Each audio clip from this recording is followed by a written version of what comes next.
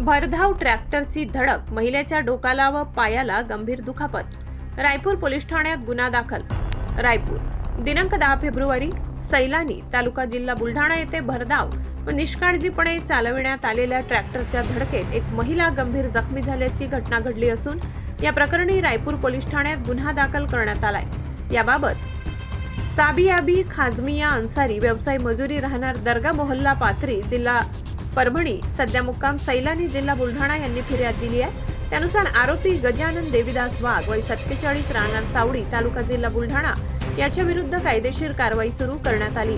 दिनांक 10/2/2026 रोजी सायंकाळी सुमारे 4 वाजेच्या सुमारास जखमी खातून बी खाजामिया अन्सारी या किराणा दुकानात सामान आणण्यासाठी जात असताना सैलानी येथील डॉक्टर सोहेल यांच्या दवाखान्यासमोर आरोपीने त्यांच्या ताब्यातील महिंद्रा कंपनीचा लाल रंगाचा ट्रॅक्टर क्रमांक MH28T9042 भरधाव वेगात व रस्त्याच्या परिस्थितीकडे पूर्णपणे दुर्लक्ष करून चालवीत निष्काळजीपणे धडक दिली. या अपघातात जखमीच्या पायाला व डोक्याला गंभीर दुखापत झाली असून त्यांना तातडीने वैद्यकीय उपचारासाठी हलविण्यात आले.